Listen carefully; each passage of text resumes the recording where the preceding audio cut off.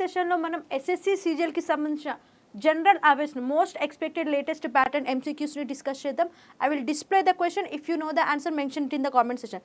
So 2025లో SSC ఎగ్జామ్స్లో ఏ విధమైన క్వశ్చన్ ప్యాటర్న్స్ అనేవి వస్తున్నాయో సో అవే ఈరోజు మనం డిస్కస్ చేయబోతున్నాం. సో ప్రతి ఒక్కరు స్టార్టింగ్ నుంచి ఎండ్ వరకు మిస్ అవ్వకుండా ఈ సెషన్ అనేది చూడండి.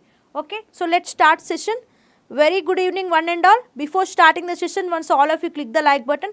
2025లో సో ఎస్ఎస్సి ఎగ్జామ్స్లో అడిగిన క్వశ్చన్స్ని బేస్ చేసుకుని మనం ఈ సెషన్ అనేది కండక్ట్ చేస్తున్నాం as per the latest pattern. Okay, while Magadha was a powerful Mahajanapada, Vajji with its capital at Vaishali was under a different form of government known as.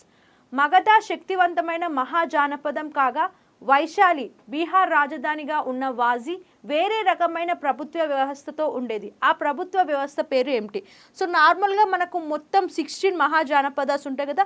So అందులో మోస్ట్ పవర్ఫుల్ వచ్చేసి మగధ. సో ఆ మగధలో చాలా డైనస్టీస్ ఉన్నాయి, like Haryanka dynasty, Nanda dynasty, Shishunaga dynasty. So ఆ Magadha dynasty అనేది powerful. So దాంతోపాటు వాజీ అనే ఇంకొక కూడా ఉండేది మహాజానపద. సో అన్నీ ఒకలాగా ఉంటే గవర్నమెంట్, సో ఈ వాజీకి మాత్రం డిఫరెంట్గా ఉండేది గవర్నమెంట్. సో ఆ గవర్నమెంట్ నేమ్ ఏమని పిలిచేవారు? అర్థమైందా మీకు క్వశ్చన్? సో నార్మల్గా 16 మహాజానపదాస్లో మగధ అనేది పవర్ఫుల్. సో దాంట్లోనే ఈ 16 మహాజానపదాస్లో వాజీ అనేది ఇంకొక మహాజానపద కదా. సో దీని యొక్క క్యాపిటల్ వచ్చేసి వైశాలి ఉంటుంది. సో ఇక్కడ ఏ టైప్ ఆఫ్ గవర్నమెంట్ ఉండేది? జన ఆర్ సంఘ. సో నార్మల్గా ఓకే, ఈ మగధ డైనస్టీలో చూసుకున్నట్లయితే ఒక కింగ్ ఉంటాడు. సో కంప్లీట్ పవర్ అనేది అతని చేతిలోనే ఉంటుంది. When come to this Vajji, so ఈ మహాజానపదలో ఎలా ఉంటుందంటే టైప్ ఆఫ్ గవర్నమెంట్ అనేది పార్ట్నర్షిప్ లాగా ఉంటుంది. So by the people for the people అంటారు కదా, ఈ టైప్ ఆఫ్ గవర్నమెంట్ అనేది డెమోక్రటిక్ ఫామ్లో ఉంటుంది. ఓకే, సో ఇక్కడ మనకు డిఫరెంట్ ప్లేసెస్కి different types of persons rules చేస్తారు. సో కాంబినేషన్ ఆఫ్ రూలింగ్ అనేది ఈ టైప్ ఆఫ్ మహాజానపదలో ఉంటుంది. So what is the answer? దీని ఆన్సర్ వచ్చేసి గణ ఆర్ సంఘ. Okay, Gana or Sangha is the correct answer for this question. So now I am going to display the question in a brief manner. Vazi enti? So ippudu Vazi anadi this is the 16 Mahajanapadas lo okati kada. So ippudu present day adi ekkada untundante Bihar lo untundi. So dani yokka capital vachesi Vaishali. Okay, so the government form was known as what? Gana or Sangha. So meaning enti manam already discuss chesam kada. Meaning enti ante republic or assembly of many rural. So ee place lo assembly of many rulers, ikkada ruling anedi chaala number of rurals dwara government anedi form avadam jarigindi. In Gana or Sangha, power was shared among several leaders.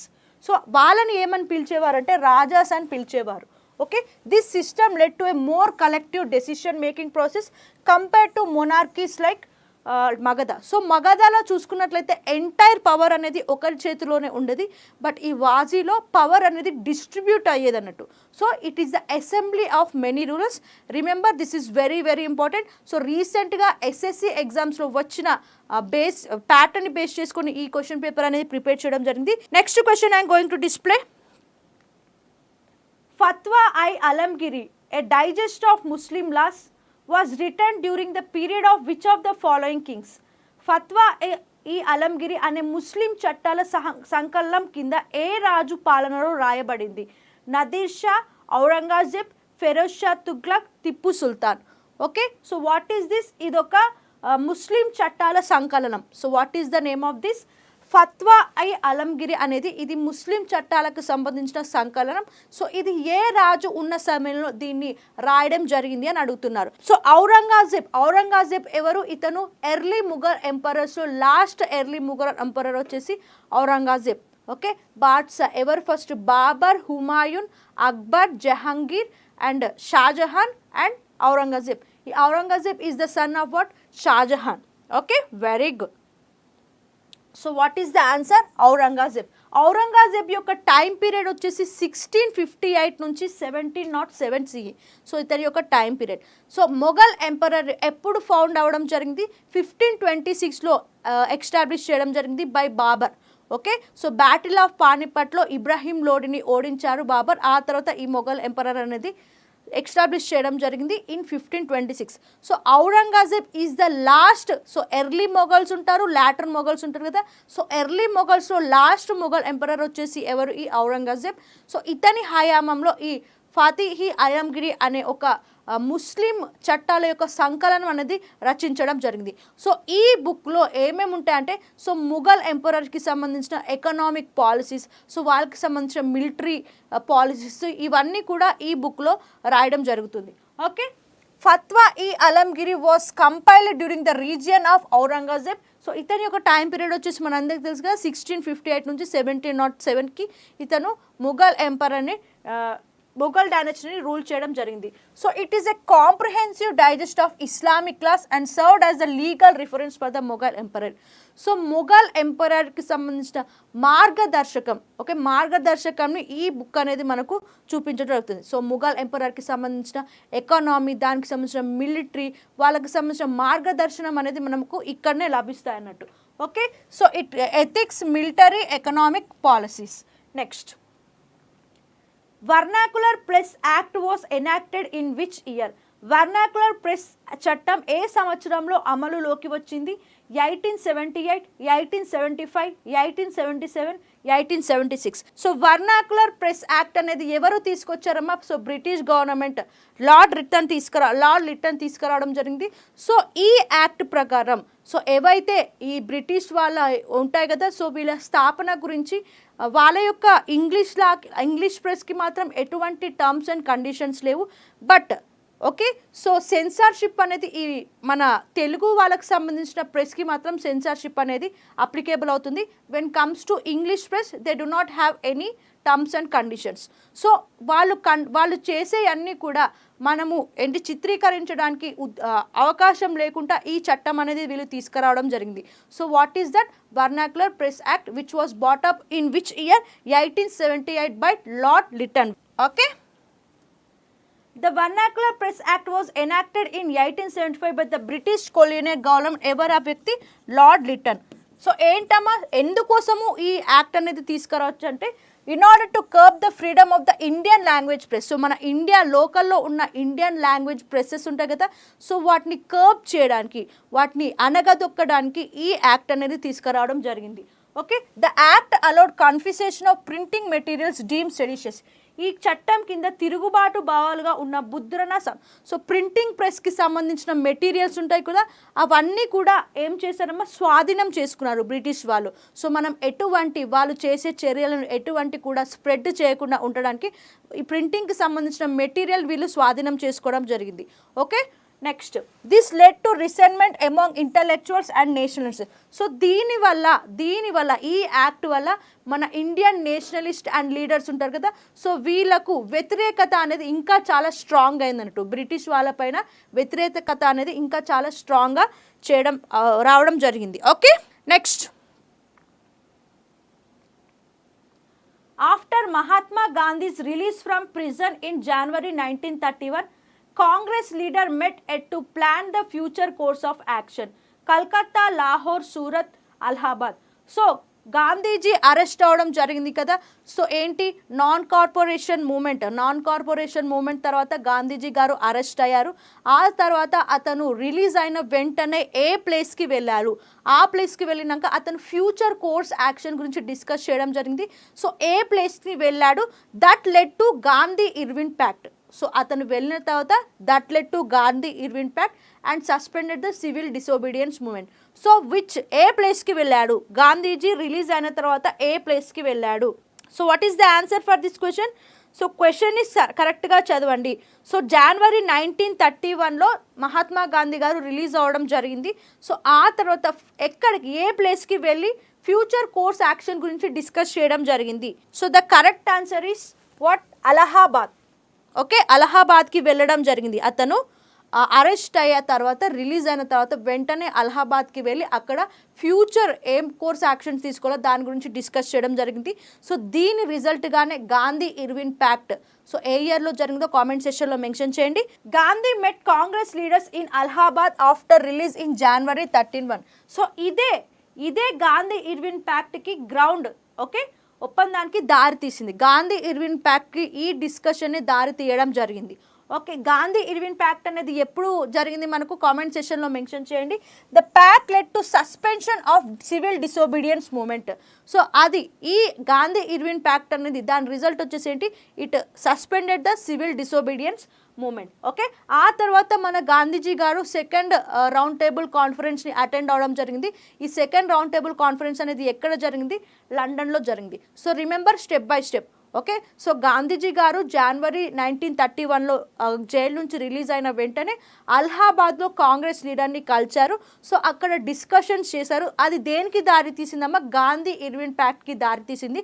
అది ఎప్పుడు జరిగింది, మార్చి 1931లో జరిగింది. Okay, ఆ తర్వాత దీని result ఏమని వచ్చింది, civil disobedience మూమెంట్ని ప్రస్తుతానికి సస్పెండ్ చేయడం జరిగింది. ఆ తర్వాత మళ్ళీ సెకండ్ రౌండ్ టేబుల్ కాన్ఫరెన్స్కి మన గాంధీజీ గారు అటెండ్ అవడం జరిగింది. అది ఎప్పుడు, ఎక్కడ, లండన్లో. Next, on which day is constitution day celebrated every year in India?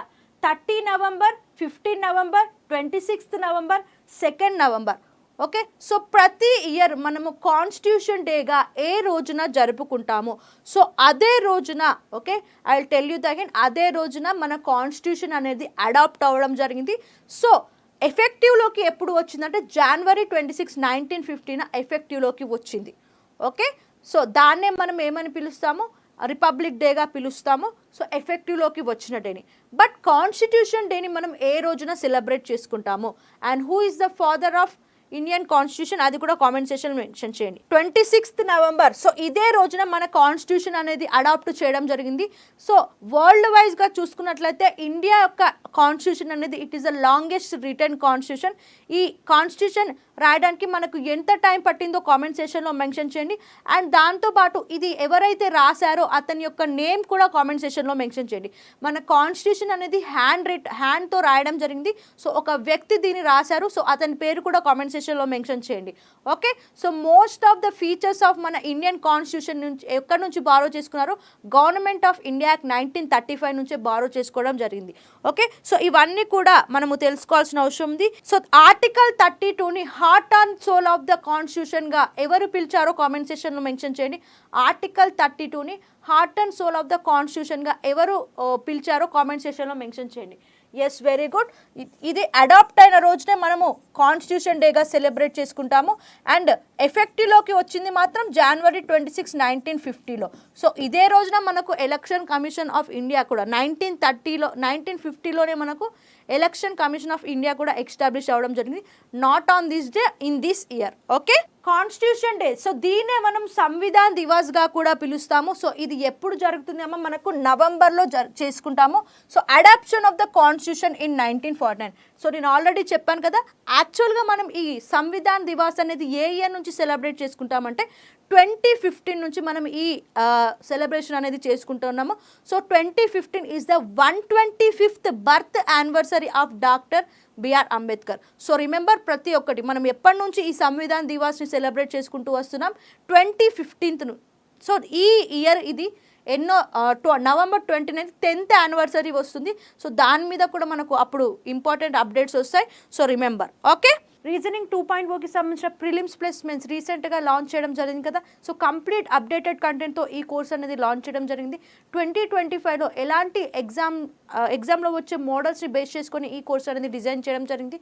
ఈ క్లాసెస్ అనేవి మనకి తెలుగు మీడియంలో ఉంటాయి, అదేవిధంగా ఇంగ్లీష్ మీడియంలో కూడా అవైలబుల్గా ఉంటాయి. 0 to hero course, advance maths, arithmetic, రీజనింగ్ని మీరు బేసిక్స్ నుంచి అడ్వాన్స్ వరకు with best tricks with in the short period of time మీరు ఎగ్జామ్స్లో సాల్వ్ చేయాలనుకుంటే this is the best course. Okay, bank ఎగ్జామ్స్కి సంబంధించి కూడా మనకు కోర్స్ అనేది యాప్లో అవైలబుల్గా ఉంది. ఇందులో మనకు SBI PO clerk, IBPS PO clerk, IBPS RRB PO clerk, RBI, FCI, EPFO. So ఈ అన్ని ఎగ్జామ్స్కి సంబంధించిన సిలబస్ కూడా ఈ కోర్సులో మనకు కవర్ అవుతుంది. ఐబీపీఎస్ ఆర్ఆర్బీ 2025 సంబంధించిన నోటిఫికేషన్ అనేది రిలీజ్ అయింది కదా, దీనికి సంబంధించిన కంప్లీట్ కోర్స్ కూడా మనకు యాప్లో అవైలబుల్గా ఉంది. ఐబీఏసీఐఓకి సంబంధించిన కంప్లీట్ కోర్స్ కూడా యాప్లో అవైలబుల్గా ఉంది. బ్యాంక్ ఎస్ఎస్సి ఆర్ఆర్బీకి సంబంధించిన కాంబో కోర్స్ కూడా మనకు యాప్లో అవైలబుల్గా ఉంది. ఎస్ఎస్సి ఎగ్జామ్స్, సో అన్ని ఎస్ఎస్సి ఎగ్జామ్స్ కవర్ అయ్యే విధంగా కూడా మనకు యాప్ అనేది కోర్స్ అనేది యాప్లో అవైలబుల్గా ఉంది. రైల్వే ఎగ్జామ్స్కి సంబంధించిన కోర్స్ కూడా యాప్లో అవైలబుల్గా ఉంది. ఏపీపీఎస్సీ, టీజీపీఎస్సీకి సంబంధించిన police, SI constable complete course కూడా మనకు యాప్లో అవైలబుల్గా ఉంది. Who among the following headed the 9 judge constitutional bench that declared the right to privacy as a fundamental right? క్రింది వారిలో ఎవరి గోప్యత హక్కు మౌలిక హక్కు అని ప్రకటించిన 9 మంది న్యాయమూర్తుల రాజ్యాంగ పీఠాన్ని అధ్యక్షత వహించారు? Deepak Mishra, TS Thakur, JS Khehar, HJ Kania. So మనకు Puttaswamy, okay, Puttaswamy and union of ఇండియాకి సంబంధించిన కేసు మీకు ఐడియా వచ్చిందా? సో దాని ద్వారానే ఈ రైట్ టు ప్రైవసీ అనేది ఫండమెంటల్ రైట్గా డిక్లేర్ చేయడం జరిగింది. సో దీనికి సంబంధించి మొత్తం 9 జడ్జెస్ని ఒక కమిటీగా ఏర్పాటు చేయడం జరిగింది. సో దానికి అధ్యక్షత ఎవరు వ్యవహరించారు అని అడుగుతున్నారు. అండ్ ద కరెక్ట్ ఆన్సర్, దీనికి అధ్యక్షత ఎవరు వ్యవహరించారు? Okay, JS Khehar. Very good. The 9-judge constitutional bench of the Supreme Court of India was headed by Justice J.S. Kehar. So మొత్తం 9 మెంబర్స్ కమిటీతో పెట్టడం జరిగింది. దీనికి అధ్యక్షత ఎవరు వ్యవహరించారు? జేఎస్ కెహార్. సో ఏ కేసమ్మ? Puttaswamy and union of India versus. Okay, so ఈ కేసు అనేది ఎప్పుడు రిజాల్వ్ అయింది? 2017లో రిజాల్వ్ అవ్వడం జరిగింది. దీనికి సంబంధించిన జడ్జిమెంట్ అనేది మనకు ఆగస్టు 24, 2017 వచ్చింది. సో దీని ద్వారా ఏం డిక్లేర్ చేశారు? Right to privacy is a fundamental right as per the article 21 అని డిక్లేర్ చేయడం జరిగింది.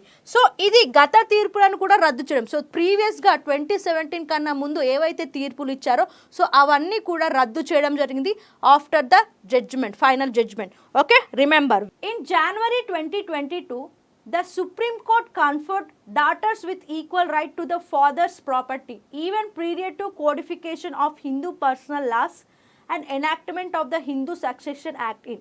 సో నార్మల్గా మనకు January 2022లో సుప్రీంకోర్టు వాళ్ళు ఏం డిక్లేర్ చేశారంటే, so not only the Sons but also the daughters has the equal properties on rights, equal rights on property అనేది declare చేయడం జరిగింది. సో దీనికన్నా ముందే ఇలాంటి కోడిఫికేషన్ అనేది ఇంకొక యాక్ట్లో కూడా చెప్పడం జరిగింది. And that act is what? Hindu succession act. So ఈ యాక్ట్ అనేది ఎప్పుడు ఎనాక్ట్ అవుంది అని అడుగుతున్నారు. In 1956 the Hindu succession act was enacted in 1956 to codify laws of succession among Hindus. Okay, so ఏంటి, ఓన్లీ సన్స్ మాత్రమే they have the right to property. ఏంటి, తండ్రి యొక్క ఆస్తిని కొడుకు మాత్రమే అర్హులు అని దాన్ని కొట్టివేస్తూ ఈ యాక్ట్ అనేది ముందుకు రావడం జరిగింది. So the daughter has the equal rights on father's property. Okay, so January 2022లో వచ్చింది. సో అది ప్రీవియస్గానే హిందూ సక్సెషన్ యాక్ట్ 1956లో కూడా రావడం జరిగింది.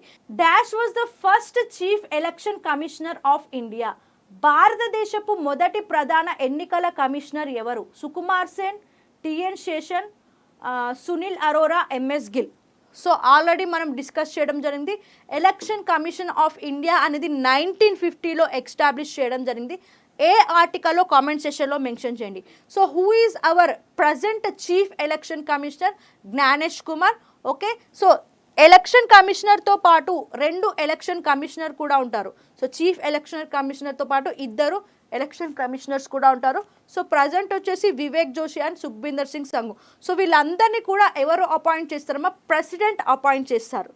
Okay, so what is the answer for this question?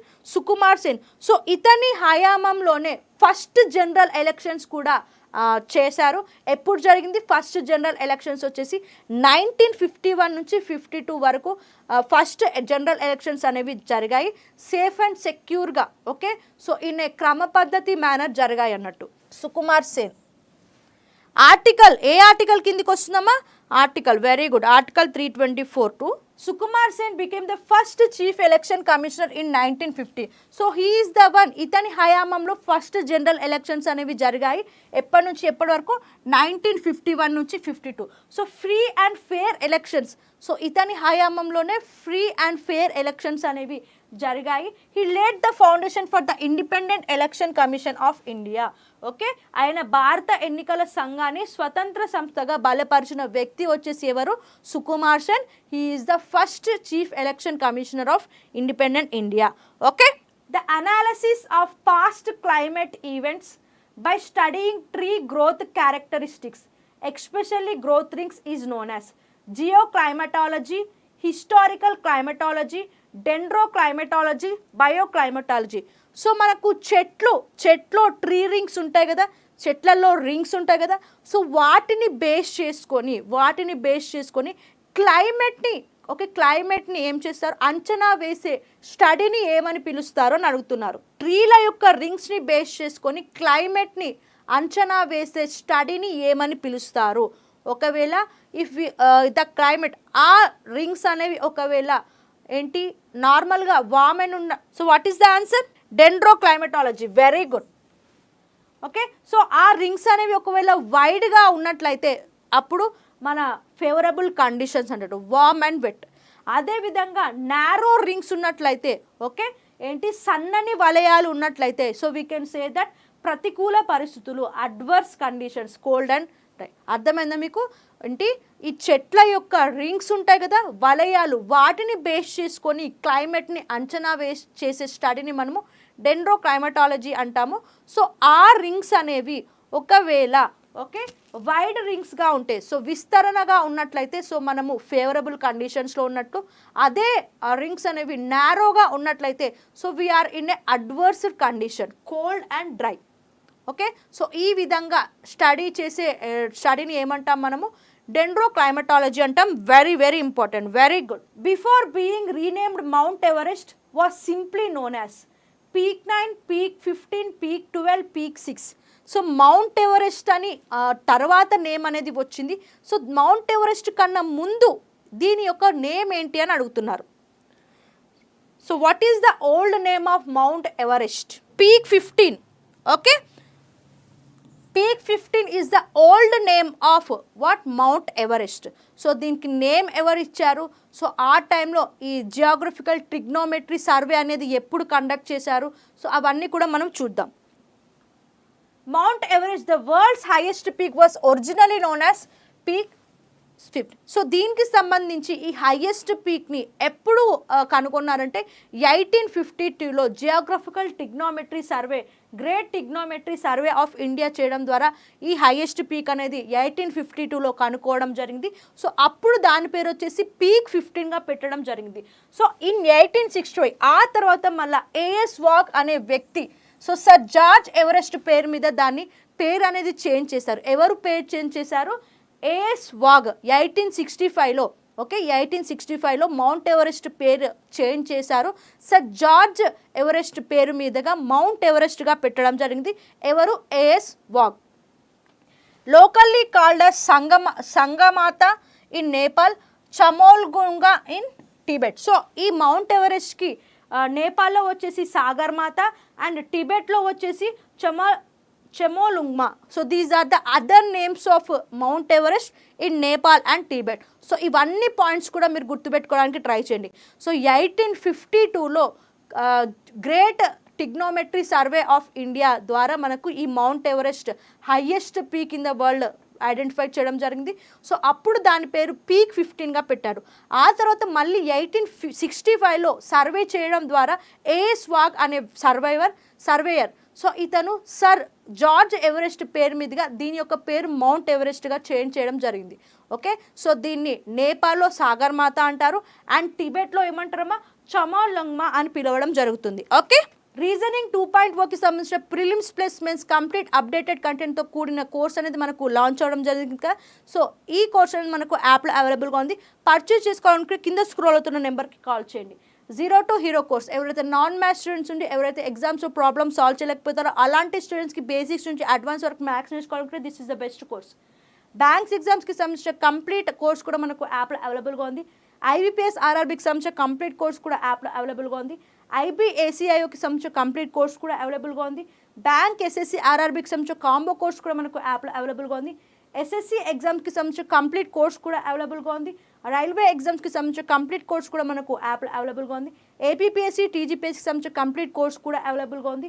So next question, match the following. Okay, so ప్రధానమంత్రి జన్ధన్ యోజన, సుకన్య సమృద్ధి యోజన, రాజీవ్ గాంధీ జీవన్ దాయ్ ఆరోగ్య యోజన, ప్రధానమంత్రి జీవన్ జ్యోతి బీమా Yojana.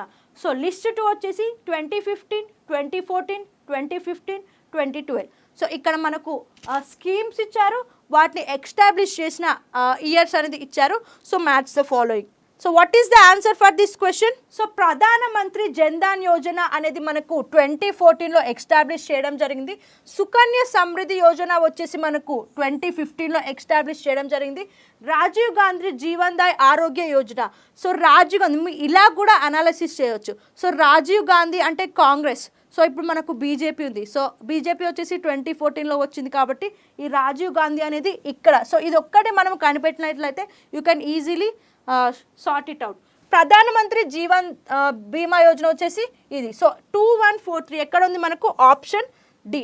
Okay, commercialisation of agriculture is an indication of. వ్యవసాయ వాణిజ్యకరణ అనేది డాష్కు సంకలనం.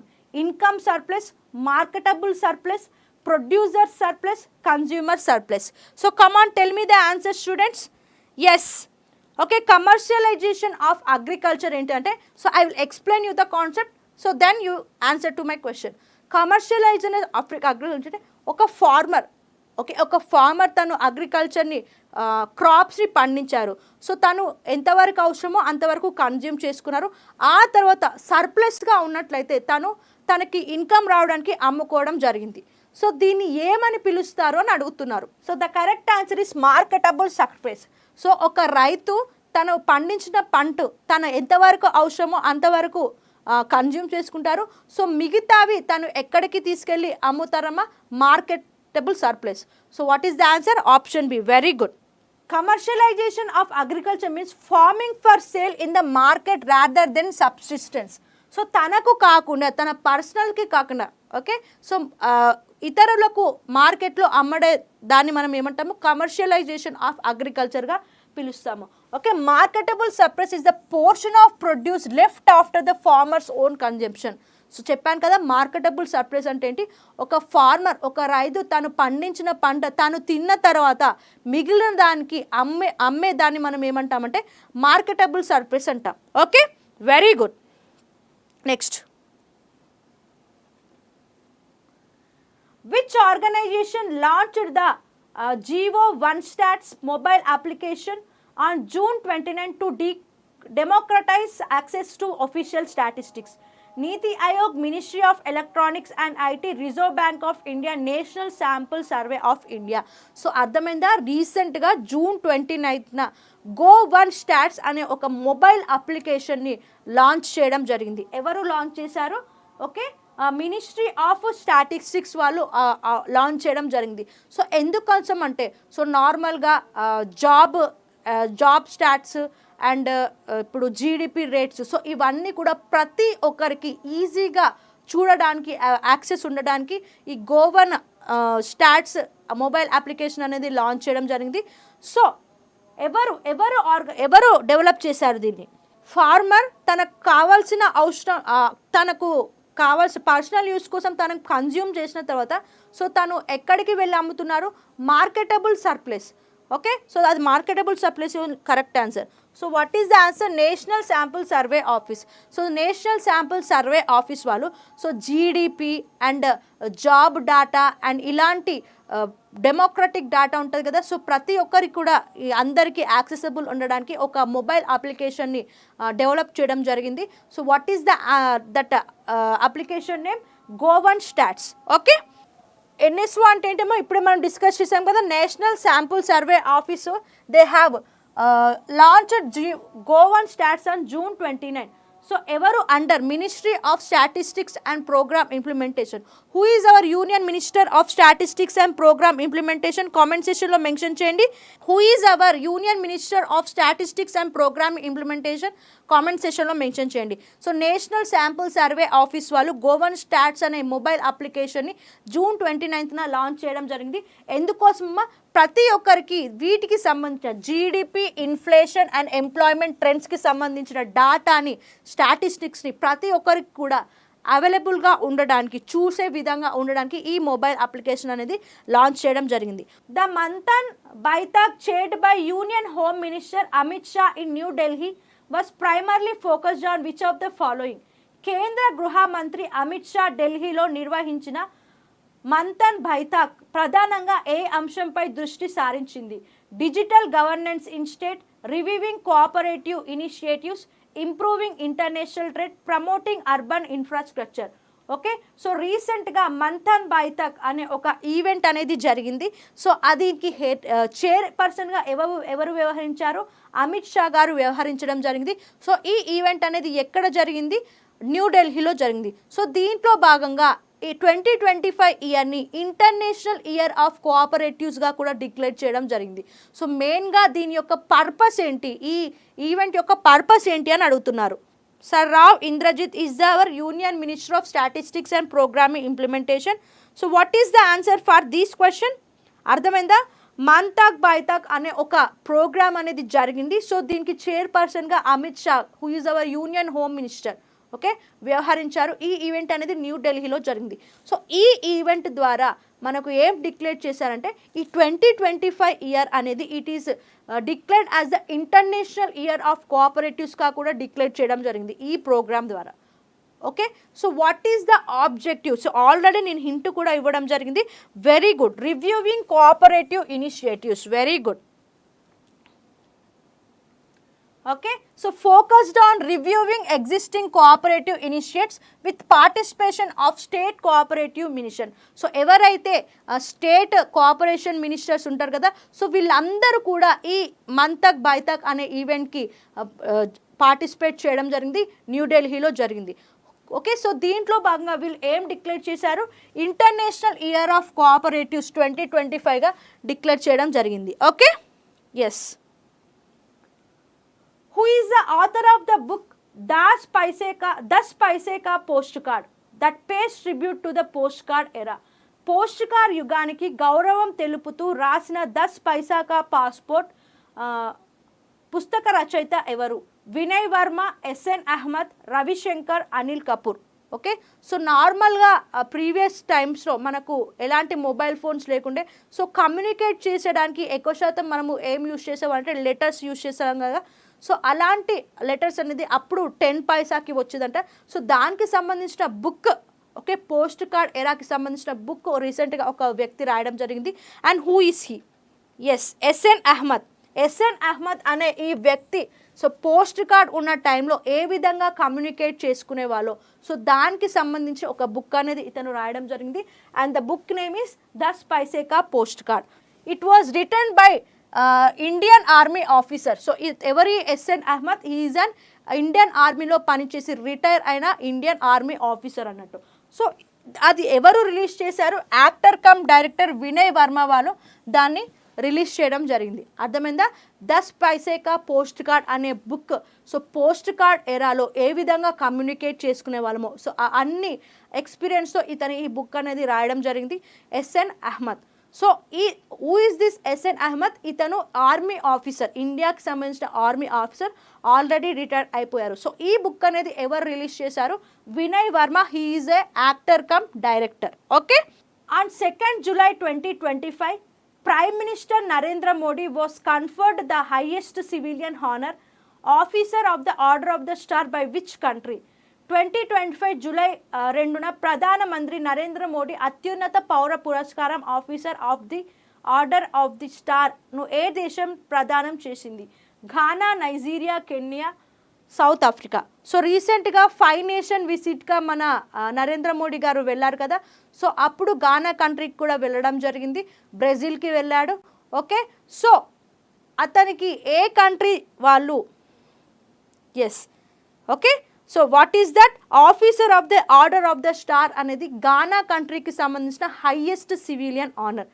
ఓకే, సో మన కంట్రీకి సంబంధించిన 14 బిలియన్ పీపుల్ని బేస్ చేసుకొని వాళ్ళ ప్లేస్లో మన పిఎం నరేంద్ర మోడీ గారు ఈ హానర్ అనేది రిసీవ్ చేసుకోవడం జరిగింది. ఓకే, ఘానా యొక్క క్యాపిటల్ వచ్చేసి ఆక్రా అండ్ ఇంకేంటి క్యాపిటల్ వచ్చేసి ఆక్రా, కరెన్సీ వచ్చేసి Ghanaian cedi. And who is the president? John Mahama. Very good. Okay, Ghana.